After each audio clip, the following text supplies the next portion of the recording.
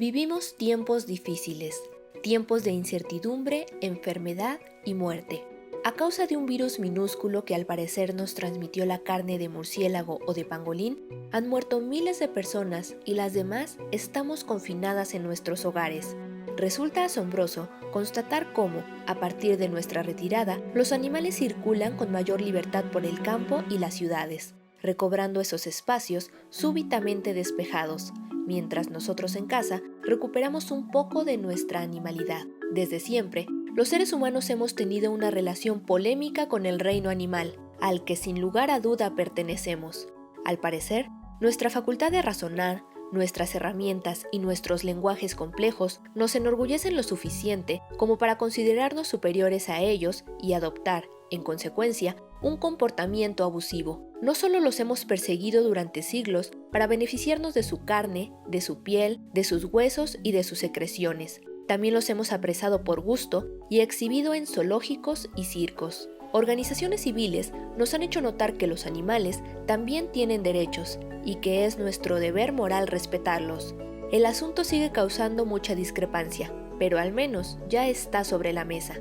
No se trata de abandonar nuestra insaciable curiosidad acerca del reino animal, sino de ejercerla de modo menos invasivo y sobre todo menos extractivista.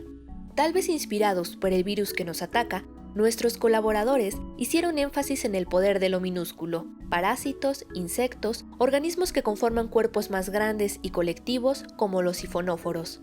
¿Quiénes somos en realidad si nuestro organismo está habitado por un sinnúmero de voluntades microscópicas? Todos los animales saben lo que necesitan excepto el hombre, aseguró hace siglos Plinio el Viejo. Quizás observar a los animales nos proporcione una clave sobre aquello que deberíamos saber y olvidamos hace mucho tiempo. Bienvenidos a otro de nuestros programas en estudio virtual de la revista de la Universidad de México. En esta ocasión recibimos a Roberto Martínez del Instituto de Investigaciones Históricas de la UNAM para hablar de las relaciones entre hombres y animales en la cultura mesoamericana, en las culturas mesoamericanas quizás habría que decir, a través del concepto del nahual y el nahualismo. Roberto, muy bienvenido. ¿Cómo estás? ¿Cómo estamos pasando esta cuarentena? Muy bien, muchas gracias. Pues con mucho trabajo, pero todo bien, gracias. Estupendo. Oye, platícanos un poco para contextualizarnos, ¿qué es un nahual? Bueno, un nahual en sí mismo podría definirse como una especie de aspecto animal o preferentemente animal, aunque no son exclusivamente animales. O sea, habría que pensar que desde una perspectiva mesoamericana, un animal no es exactamente lo mismo que para nosotros sería, digamos, el concepto de animal. No es algo que se pueda definir, digamos, como por un carácter instintivo o como por el hecho de no ser radicalmente humano. Entonces, un nahual es el aspecto animal de una persona. No es realmente un animal, no es un animal de la naturaleza, no es un animal que pueda ser una presa de caza habitual de un ser humano, sino es como una cara oculta de los humanos. Y en ese sentido, la idea es que las personas, no nada más humanas, sino también los dioses, en ocasiones los muertos, pueden alternar entre dos diferentes formas, ¿no? Una forma humana, antropomorfa, que está vinculada a ciertas formas de conducta, y una forma animal. Existe como una especie de alternancia entre dos lógicas diferentes en el actuar, ¿no? Existe una existencia diurna, que es el mundo de las leyes, el mundo de la moral, en el cual todos los comportamientos están regulados por la ética, de tal forma que siempre existe una manera de actuar esperada, que esta es, en términos muy generales, la reciprocidad. O sea, dentro de una comunidad, el principio básico es que existe un trabajo para el bien común, existe un constante intercambio tanto de regalos como de mercancías, como de información, etcétera. Y la regla básica es que hay que contribuir tanto como en la misma medida en la cual se recibe, ¿no? Por eso es que existen cuestiones como el tequio, el trabajo comunitario, en el cual una comunidad completa se organiza para llevar a cabo, digamos, trabajos de interés colectivo. Esa es la lógica, digamos, de los cuerpos humanos. En una perspectiva mesoamericana, el ser humano no tiene nada más que ver con la forma o con el organismo, sino también con las maneras de actuar.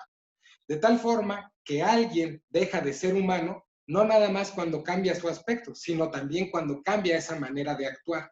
Ese comportamiento típicamente humano, pues, se pierde y entonces se empieza a decir a través de chismes o cosas por el estilo, que esa persona se está convirtiendo en un animal. Eso no es propiamente el nahualismo, eso no es propiamente un nahual. El nahual implica, digamos, como tener control sobre ese cambio de aspecto, porque digamos, en una especie de anatomía mesoamericana, un ser humano tiene un cuerpo antropomorfo, que es el que todos conocemos, y hay otro que está presente en el mundo del monte y que no está sujeto a las reglas culturales. Ese animal se comporta como los animales, aunque no es propiamente animal, es una parte de un ser humano.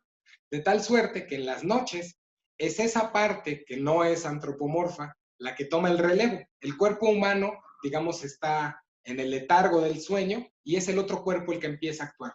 Y ese cuerpo actúa bajo una lógica depredatoria, de tal manera que en lugar de intercambiar con los miembros de su comunidad, se dedica a alimentarse unos de otros. Entonces, la lógica de los nahuales es la de la cadena trófica, la de la cadena alimenticia, en la cual unos a otros se devoran. Lo importante es que ambos mundos están interconectados y lo que sucede en uno tiene repercusiones en el otro. De tal manera que si una persona es agredida en su cuerpo nahual, en este cuerpo que es preferentemente animal, la persona en su cuerpo antropomorfo también va a verse afectada. Y los conflictos que tienen lugar en la vida diaria, porque no hay ninguna sociedad que esté libre de conflictos, se ven reflejados también digamos, en este aspecto nocturno que es el de los nahuales. Entre los nahuas del siglo XVI, digamos, las poblaciones como cercanas a lo mexica, esto se distingue en términos de humano no humano, ¿sí? Lo no humano no es lo que es realmente diferente del humano, sino lo que está como en el límite de la humanidad. El aspecto nahual es humano, pero no es antropomorfo. O sea, es la otra cara, la cara oculta de la humanidad. Y hay algunas cuantas personas, que son los especialistas rituales, que tienen el control de sus partes no antropomorfas, incluso durante el sueño o incluso a través de una serie de procedimientos rituales que generalmente tienen que ver con conjuros, oraciones, cantos y cuestiones por el estilo. De tal manera que si para la mayor parte de la gente lo que sucede en el ámbito pues de los nahuales es como medio desconocido, o sea, uno puede tener indicios de lo que está ocurriendo allá, puede tener indicios de cuál es la especie que le corresponde a uno. Los especialistas rituales, en cambio, ellos pueden manipular sus formas que no son antropomorfas, pues, estos aspectos que pueden ser un jaguar, una serpiente, lo que sea, a voluntad, de tal manera que pueden trabajar como en los dos planos simultáneamente. O sea, puede ocurrir que una persona cuyo nahual se encuentra perdido, se enferme, entonces el especialista ritual, mientras administra hierbas en el mundo antropomorfo, mientras hace oraciones y demás, del otro lado, esa contraparte no antropomorfa empieza a actuar, a buscar a su nahual o a combatir con otros nahuales si es que este ha sido robado o si se encuentra herido, etcétera, ¿no? Entonces, de ese lado es donde ya no se pide, ya no es la súplica, es un ámbito en el cual todo tiene que ver como con el conflicto, la cacería, con enfrentamientos entre animales, ¿no? Porque una premisa importante es que con los animales no funciona esta idea de la reciprocidad. Si yo quiero obtener una presa de caza, la pido a la deidad del monte para que me la entregue, ¿sí? Pero la deidad del monte también es antropomorfa. Cuando yo pido es una relación entre cosas que tienen formas humanas. Para actuar con algo que es realmente de forma animal, hay que comportarse como animal, ¿sí? En lo que me estás diciendo, expones que algunos tienen control, que es a través de chamanismo, ritualismo, en fin, de una relación de control sobre este nahual, pero que en realidad todos tienen un nahual. Eso me hace pensar un poco en el tonali. ¿Qué es el tonali? ¿Cuál es su relación con el nahual? ¿O es lo mismo? Bueno, ahí entramos en un problema, ¿no? Porque es el de la amplia variabilidad cultural que existe en las poblaciones de tradición mesoamericana. Y además está el problema, pues, del acceso a las fuentes y del cambio cultural que se ha producido a lo largo de 500 años. Entonces, en mi perspectiva como historiador, mi objeto de estudio principal, pues, es el nahualismo de la época de contacto, del siglo XVI. Claro que para reconstruirlo, que es la tarea fundamental de los historiadores, tuve que recurrir a informaciones de diferentes épocas, a documentos coloniales, a documentos etnográficos contemporáneos, etcétera. Entonces, la distinción entre nahual y tonal es una distinción que no necesariamente es pertinente en todos los momentos y en todas las regiones. Hay regiones en las que, digamos, al animal que es compañero o que es contraparte de una persona se le conoce como tonal y solamente se utiliza el término nahual para referirse a las entidades que son compañeras de los especialistas rituales. Pero existen otras regiones en las que se utiliza indistintamente uno y otro término. Y en lo que se refiere a la documentación histórica, yo no tengo ningún texto que nombre a esta contraparte animal tonal antes de 1685. Entonces, no puedo saber si en época prehispánica se utilizaba el término tonal o tonali, pues, para referirse a estos animales, pero hay documentación temprana, pues, o sea, 1685 son poco más de 150 años, ¿no? Después de la conquista, ¿no? Entonces, es pronto como para pensar que ya hubiera habido una alteración importante en el uso de los términos. Ahora, si todo mundo tiene esta contraparte o no, eso varía mucho de una región a otra. Entonces, existen pueblos en los cuales, en época relativamente contemporánea, se supone que todo mundo tiene un nahual o un tonal, dependiendo del término que se prefiere utilizar, pero solo unos cuantos tienen conciencia de ello. Pero existen otras regiones en las cuales es algo exclusivo de ciertas personas, porque el tener la capacidad de actuar bajo la forma del nahual o de utilizar este nahual a conveniencia, no es algo que se aprenda, es una condición innata. Es como si las personas que tienen esta capacidad pertenecieran a una especie diferente. Por eso es que las crónicas tempranas se refieren a ellos como no humanos. De Porque acuerdo. Te voy a interrumpir un segundito porque nos vamos a ir a corte y vamos a regresar justamente a preguntarnos sobre qué tan prehispánico o si es ciertamente prehispánico todo esto y cómo se reconstruyó o cómo se ha ido reconstruyendo el concepto del nahualismo. Vale. Nos vemos después de este corte.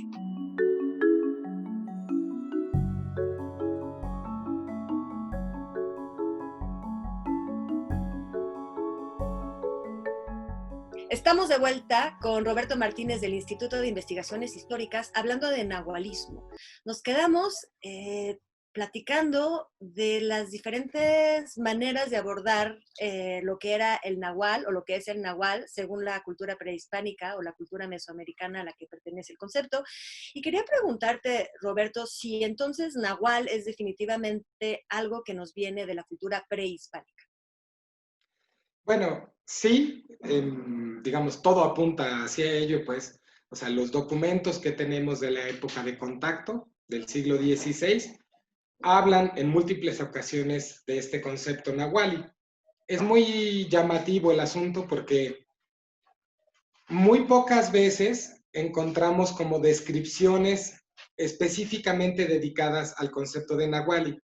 O sea, imaginemos que cuando llegan los cronistas, que tenemos tanto cronistas indígenas como cronistas, digamos, de origen español, que en su mayoría eran religiosos, cuando llegan los religiosos, estas personas tienen que tratar de interpretar las culturas que se están encontrando a partir de sus propios paradigmas. Entonces, a partir de sus propios paradigmas, en lo que ellos están pensando es en brujería, en sacerdocio, en religión, en toda una serie de conceptos que probablemente no tenían un paralelo tal cual en las sociedades que se estaban encontrando. Entonces, cuando vemos a Sagún, pues Sagún específicamente al Nahuali le dedica un párrafo. O sea, bueno, tal vez dos, pero es muy poco, pues, dentro del libro 10 lo que le dedica específicamente a ello. Sin embargo, sus informantes se dedicaron a esparcir por toda la obra de Sagún, por los 12 libros, perdón, algunas referencias ligadas al Nahual. Entonces, no es que a Sahagún le interesara específicamente el concepto, pues era a sus informantes a quienes les interesaba hablar de ello. Oye, dime algo, pero ese concepto entonces ha evolucionado, digamos que ha continuado a operar en Mesoamérica hasta el día de hoy y ha evolucionado, o sea, sigue activo y en qué términos más o menos. Sí, bueno, es un concepto que sigue más o menos vigente, o sea, durante toda la época colonial hay un proceso de transformación y esta analogía que se establece con la brujería europea, hay un momento en el que empieza a tener efecto. Entonces, muchas de las características de la brujería europea terminaron por traslaparse al nahual, ¿no? De tal manera que incluso en poblaciones contemporáneas se utiliza el término nahual un poco como si fuera sinónimo de bruja o brujo, ¿no? No necesariamente es el caso, o sea, estoy simplificando lo que en realidad implica una gran variabilidad cultural. O sea, hay regiones en las cuales lo que uno se puede encontrar en pleno siglo XXI sigue siendo muy parecido a lo que se encuentra en los documentos del siglo XVI, pero en zonas urbanas, por ejemplo, el nahual ha llegado a convertirse en una especie de hombre lobo o a ciertas clases de brujas, en específico, por ejemplo, las brujas que chupan sangre a los niños, una especie como de vampirismo o algo por el estilo, ¿no? Y por supuesto también hay una especie de recuperación bastante ideologizada, pues, por movimientos a veces contraculturales o movimientos como nacionalistas, cosas por el estilo, que le dotan de sentidos diferentes, ¿no? De sentidos que no tuvo propiamente en época prehispánica, ¿no? Por ejemplo, hay grupos que se desprenden un poco, digamos, de la corriente de Carlos Castañeda, en lo cual se supone o se trata de ver en el nahual una especie de filósofo o de chamán indígena, ¿no? En el cual, más que buscar actuar en el aquí y ahora, se encuentra como en una búsqueda abstracta de la sabiduría o algo por el estilo, ¿no? De la búsqueda del sí mismo o algo Algo, que no es dime propiamente. algo, los, los, los animales que se escogen, para empezar, número uno, se escogen, se atribuyen y tienen entre ellos las mismas características. O sea, podríamos hablar de que es el coyote, el guajolote. ¿Qué animales son los que a los que recurren más frecuentemente en nahualismo y qué ejemplos nos podrías dar de cualidades o de características mágicas? ¿Qué animales llaman la atención dentro del chamanismo y qué poderes tienen? Digo, del nahualismo y qué poderes tienen. Bueno, en principio todos los animales que están presentes pueden ser nahuales, ¿no? Entonces, no nada más son animales, sino seres que son como comparables a los animales. Entonces, mientras en alguna región los animales que fungen como nahuales son específicamente animales locales, ¿no? Entonces podrían aparecer el mono, algunos conejos, tuzas, coyotes, jaguares, etcétera. Puede haber regiones en las cuales aparecen también animales que no necesariamente están presentes y algunos que son, digamos, animales que no son propiamente originarios del medio natural, ¿no? Entonces puede haber jaguares voladores, serpientes emplumadas, se puede tener como nahual al arco iris, una bola de fuego, al trueno. El trueno es muy común, por ejemplo. Entonces, las características que se eligen en los animales nahuales son características que se asemejan a las cualidades de las personas a las que se encuentran vinculadas. Existen procedimientos no para asignar un nahual, sino como para tratar de adivinar cuál es. Porque casi nunca, o sea, salvo en el caso de los especialistas rituales, nunca se tiene la certeza de cuál es el animal que le corresponde a cada persona. Todo parte de indicios, porque es algo que se revela en el mundo de los sueños. Y los sueños están como cifrados por una serie de metáforas que aparecen como inversiones. O sea, si yo sueño con dinero, quiere decir que que voy a empobrecer. Y casi todo funciona de manera inversa. Eso para la gente común y corriente. Para el especialista ritual es algo que es perfectamente claro y legible como la experiencia de la vigilia, pues para él es un mundo tan normal como el mundo de la vigilia, ¿no? Entiende todo a la perfección. Es la persona ordinaria, pues, la que se encuentra limitada en su percepción Entonces, como todo parte de indicios, uno puede sospechar cuál es el náhuatl que le corresponde a uno y cuál es el que les corresponde a los demás, pero no se tiene certeza. Y claro, estos animales, como reflejan la personalidad, porque la idea es que la esencia es la misma, o sea, se comparte algo como parecido al alma. Entonces, si yo soy una persona tímida, entonces voy a tener un nahual que es asustadizo, que no aparece en público. Si soy una persona agresiva, pues probablemente tenga un jaguar, una serpiente o algo por el estilo. Más o menos. Sí, comprendo. ¿Y cómo el nahualismo es muy característicamente mesoamericano y cómo se diferencia de otras culturas que también a través de rituales mágicos, a través de sueños, experimentan transformaciones en animales, en culturas africanas, en culturas asiáticas? Incluso, bueno, las metamorfosis de la cultura antigua, incluso en la cultura occidental, tenemos las metamorfosis de Ovidio, en el que se creía, ¿no? No solo los dioses, que son atributos siempre divinos, poderse transformar en animales, sino también los hombres, algunos son transformados en animales. Entonces, ¿cómo se diferencia esto para hacerlo tan típicamente mesoamericano, tan típicamente de nuestra región, de las otras culturas? Bueno, en primer lugar, lo que sucede en el nahualismo no es propiamente una transformación. Eso fue como un error de traducción, ¿no? Okay. O sea, el término que se utiliza generalmente en náhuatl es mocuepa, que sí tiene un poco el sentido de transformarse, pero también tiene el sentido como de voltearse. De tal manera que lo que hace el especialista ritual, digamos, estoy hablando, digamos, como del ámbito ritual, no tanto de la mitología, porque la mitología, ahí sí aparecen cosas más parecidas a transformaciones como el hombre lobo y cosas por el estilo. Pues. Pero, digamos, en términos rituales, lo que hace el especialista es utilizar ese aspecto oculto de su existencia, más que operar una metamorfosis corporal. Ahora, lo que hace distinto al nahualismo, digamos, de tradición mesoamericana, de otros fenómenos, es el sistema. O sea, si uno ve este rasgo de poder ser humano y animal a la vez, eso puede aparecer en muchas poblaciones indígenas de América. O sea, hay cosas parecidas, por ejemplo, entre los Yanomami, ¿no? De las selvas del norte de Sudamérica. Hay cosas parecidas también en el concepto este del espíritu guardián de los indios de las planicies en Estados Unidos. Sin embargo, la manera en la que eso se articula con el resto de la manera de ver y ser en el mundo es diferente.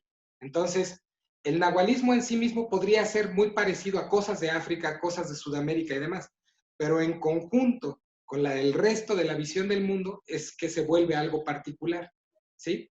O sea, en este caso, por ejemplo, una cuestión que es muy mesoamericana tal vez, es que las diferencias entre humanos, dioses y muertos desaparecen en el ámbito de los nahuales. El mundo de la noche, el mundo de los sueños, es un mundo en el que esa diferencia no es tan marcada. Entonces, los dioses pueden aparecer como nahuales tanto como los humanos, tanto como los muertos.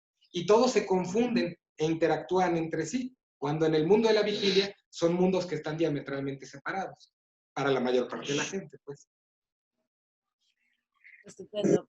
Y has sido testigo de algo, o sea, estas prácticas siguen vigentes, me refiero, ¿tienen todavía impactos sobre la actualidad de algunos pueblos? ¿Has sido testigo de alguna manera o has oído relatos de personas que todavía practican, que todavía han sido víctimas quizás de estas prácticas de Nahual?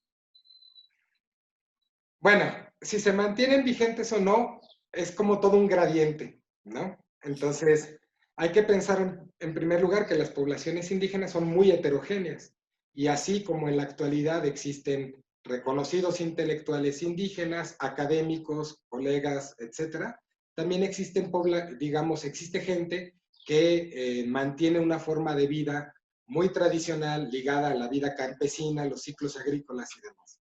Entonces, ¿qué tan vigente se mantiene el nahualismo? Pues depende para quién y además en qué contexto. Porque no es algo, o sea, como, no es como las religiones del libro, pues, es algo que es pertinente en determinadas circunstancias de la vida, no es algo que esté presente en todo momento, ¿sí? O sea, hay situaciones que llevan a uno a pensar en ese tipo de problemas, de, bueno, es que no habrá sucedido tal vez que alguien agredió a mi nahual o algo por el estilo.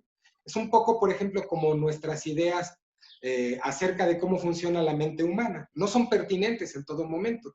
Yo no voy a llevar a mi hija a la escuela pensando en el inconsciente colectivo. A veces hay momentos en los que eso puede ser problemático, ¿no? Bueno, es un poco en ese sentido. Ahora, también los cambios culturales no son homogéneos, entonces, por ejemplo, hay problemas en los que, situaciones pues en las cuales la cultura ya no se transmite de la misma manera de una generación a otra, entonces uno puede encontrar situaciones en las cuales los más jóvenes desconocen buena parte, digamos, de estos aspectos del mundo de tradición mesoamericana, y pues, digamos, perviven relatos y cosas por el estilo sin que exista realmente mucha adhesión. Mi experiencia etnográfica es muy pobre porque yo no soy etnólogo, yo soy historiador, entonces sí he hecho algo de trabajo de campo, muy poco, y lo que yo he podido ver, pues, es toda una narrativa en la cual el grado de adhesión es muy variable. O sea, una misma persona puede decir en un momento, esto le pasó a mi padre, y en otro momento puede decir, yo no sé, dicen que es así, pero a mí no me consta.